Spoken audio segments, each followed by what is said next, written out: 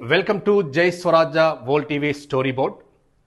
ప్రముఖ సీనియర్ సినీ నటులు మాజీ ఎమ్మెల్యే పద్మశ్రీ కోట శ్రీనివాస్ గారి మరణ వార్త అనేది యావత్ సినీ జగత్తుకి, రెండు తెలుగు రాష్ట్రాల్లో మరియు ప్రపంచవ్యాప్తంగా ఉన్న కోట శ్రీనివాసరావు గారి అభిమానుల్ని తీవ్ర దిగ్భ్రాంతికి గురిచేసింది.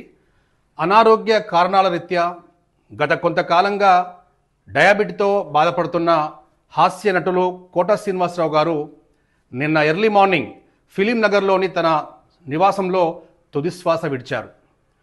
ఇక్కడ కోట శ్రీనివాసరావు గారు దాదాపు 750 చిత్రాలు పైచిలుకు, అటు తెలుగు, తమిళ్, హిందీ, మరాఠీ ఇలా వివిధ భాషల్లో 750 పైచిలుకు చిత్రాలు నిర్మించి హాస్య నటుడిగా, కామెడీ స్టార్గా ఎంతో గుర్తింపు తెచ్చుకున్న కోట శ్రీనివాసరావు గారి యొక్క అకాల మరణం అనేది యావత్తు కోట అభిమానులను తీవ్ర దిగ్భ్రాంతికి గురి చేస్తూ ఉంది.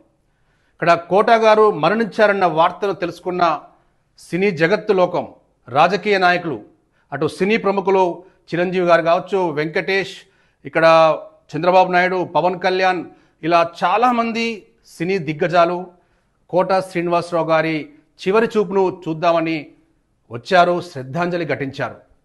ఇక్కడ తెలంగాణ మాండలికమైన లేకుంటే ఏ క్యారెక్టర్ అయినా సరే అవలీలగా చేస్తూ ఒక విలక్షణ నటుడిగా, బహుముఖ ప్రజ్ఞాశీలిగా పద్మశ్రీ కోట శ్రీనివాసరావు గారు ఎప్పటికీ చిరస్మరణీయులు. ఇక్కడ కోట శ్రీనివాసరావు గారి యొక్క సినీ ప్రయాణానికి వస్తే ఒక హాస్య దిగ్గజంగా కోట శ్రీనివాసరావు గారు ఇక్కడ ఏ వేషం కట్టినా సరే ఒక కోట కట్టినట్టే కోట గారు తన సినిమాలో ఒక పాత్ర పోషించినప్పుడు, అంటే సమరంలో అలాంటి పాత్ర సంబంధించిన మనుషులు ప్రత్యక్షంగా చూసినప్పుడు ఆ మనుషుల్లో కేవలము కోట గారిని మాత్రమే చూస్తాం. అంటే అంత సహజ సిద్ధమైన విలక్షణ నటుడుగా అనేది ప్రస్తుత సమాజంలో సినిమా రంగంలో చాలా అరుదుగా ఉంటారు. ఇక్కడ సినీ రంగం మాత్రమే కాకుండా 1999లో విజయవాడ నుంచి తన రాజకీయ ప్రస్థానాన్ని కూడా కొనసాగించారు. విజయవాడ నుంచి మెంబర్ ఆఫ్ లెజిస్లేటివ్ అసెంబ్లీగా గెలుపొందారు. భాజపా పార్టీ తరఫున ఎమ్మెల్యేగా గెలుపొందారు. ఇక్కడ రాజకీయ విషయానికి వస్తే భాజపా మాజీ ప్రధానమంత్రి వాజ్పేయి గారైనా, నరేంద్ర మోదీ గారైనా ఎక్కువగా అనేక ఇంటర్వ్యూలో ఒకే ఒక్క పేరు వినబడతా ఉంది, విద్యాసాగర్ రావు గారు.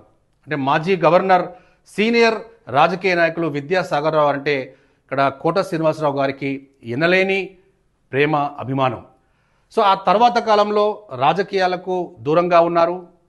రాజకీయాలకు దూరంగా ఉన్నప్పటికీ కూడా బీజేపీపై తనకున్నటువంటి మక్కువ అనేది ఎప్పటికీ తగ్గలేదు.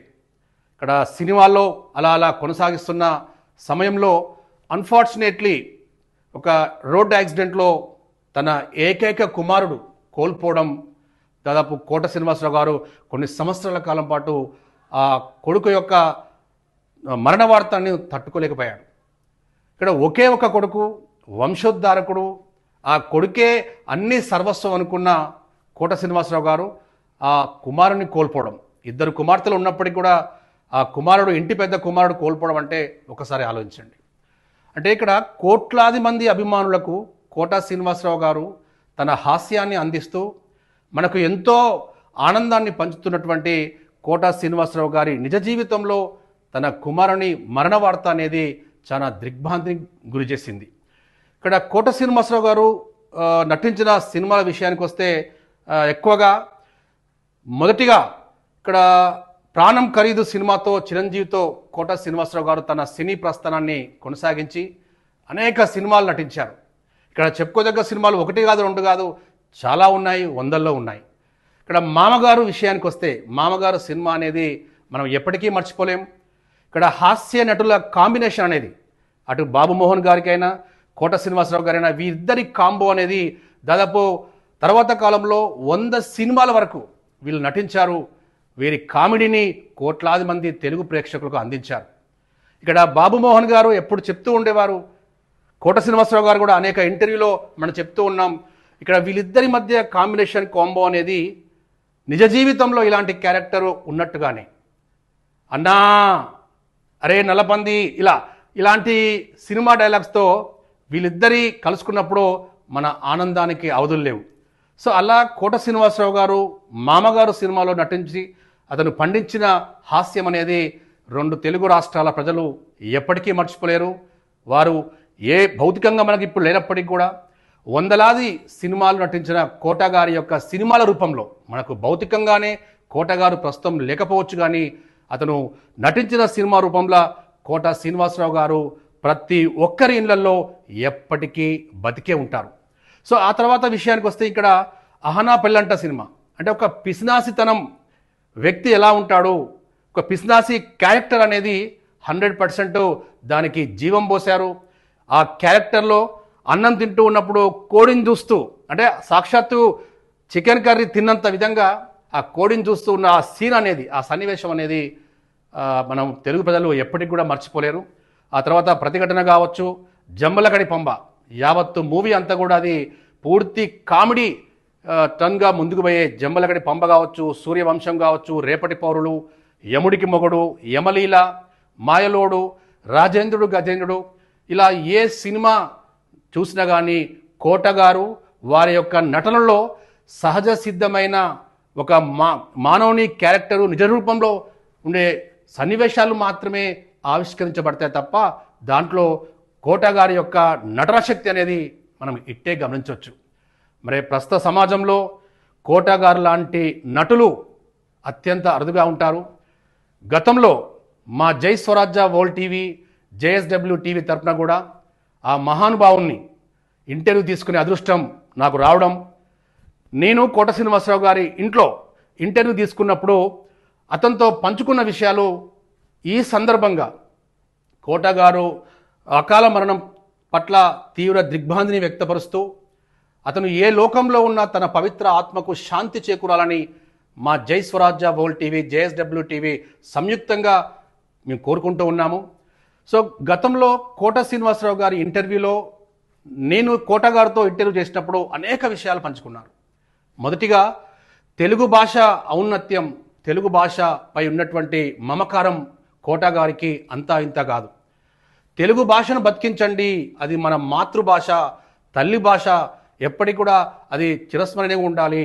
ఇక్కడ ఏ సినిమా ఇతర రాష్ట్రాల నుంచి వివిధ క్యారెక్టర్ ఆర్టిస్టులు వస్తున్నప్పటికీ తెలుగువారు వారికంటే నటనాశక్తి ఉన్నప్పటికీ, ప్రావీణ్యం ఉన్నప్పటికీ ఇతర రాష్ట్రాల నుంచే మనం దిగుమతి చేసుకుంటూ వారితో మాత్రమే క్యారెక్టర్స్ ముందు తీసుకెళ్తూ ఉన్నాం.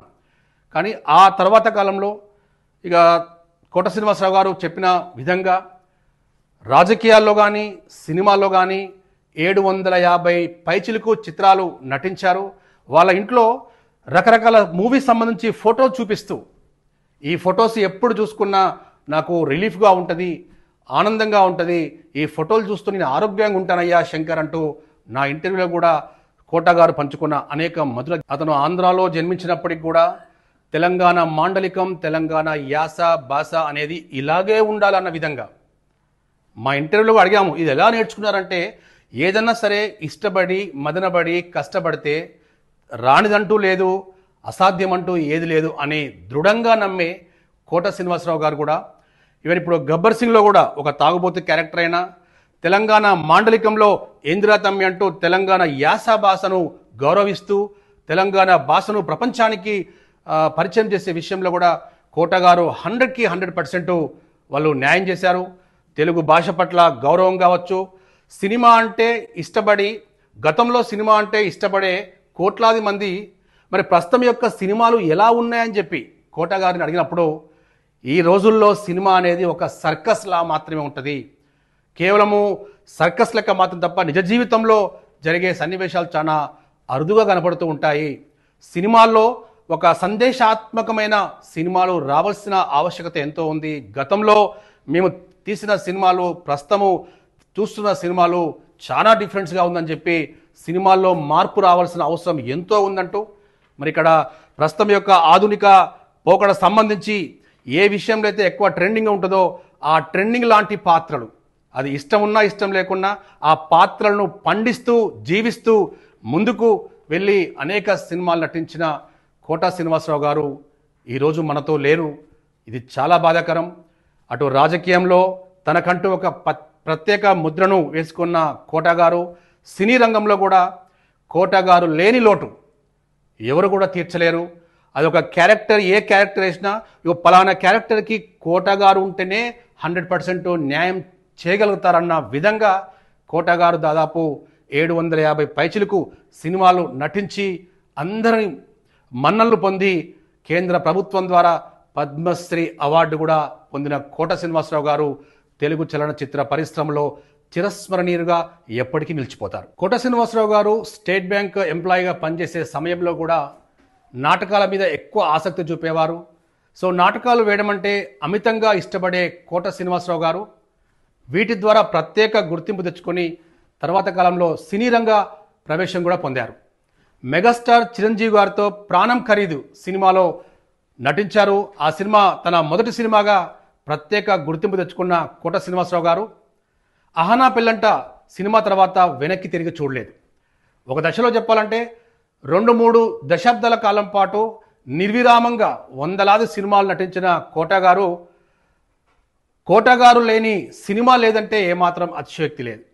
అటు ఒక తండ్రి పాత్ర అయినా, మామ పాత్ర అయినా, ప్రత్యేకంగా విలన్ క్యారెక్టర్ ఆర్టిస్ట్ గుర్తింపుగా ముందుకు వెళ్ళినటువంటి కోట గారు ఒక విలన్ క్యారెక్టర్ ఆర్టిస్ట్గా విలక్షణ నటనతో ముందుకు వెళ్ళి ఆ తర్వాత కాలంలో ఒక హాస్య నటుడుగా కూడా ప్రత్యేక గుర్తింపు తెచ్చుకొని కేంద్ర ప్రభుత్వం ద్వారా పద్మశ్రీ అవార్డు కూడా పొందారు. అటు రాజకీయ రంగంలో కూడా, అటు ఎమ్మెల్యేగా, ఇటు సినీ రంగంలో 750 పైచిలుకు సినిమాలు నటించి నభూతో నా భవిష్యత్తుగా కోట శ్రీనివాసరావు గారి యొక్క ప్రస్థానము కొనసాగింది. సో అలాంటి హాస్య దిగ్గజం, విలన్ క్యారెక్టర్ ఆర్టిస్ట్గా గుర్తింపు పొందిన కోట శ్రీనివాసరావు గారు చాలా బాధాకరం. నిన్న ఫిలిం నగర్ తన స్వగృహంలో ఎర్లీ మార్నింగ్ తుదిశ్వాస విడిచారు. ఏ లోకంలో ఉన్న కోట గారి పవిత్ర ఆత్మకు శాంతి చేకూరాలని మా జై స్వరాజ్య వరల్డ్ టీవీ, జేఎస్డబ్ల్యూ టీవీ పక్షాన మనస్ఫూర్తిగా కోరుకుంటూ it's me Chiliveru Shankar on behalf of జై స్వరాజ్య వరల్డ్ టీవీ సైనింగ్ ఆఫ్.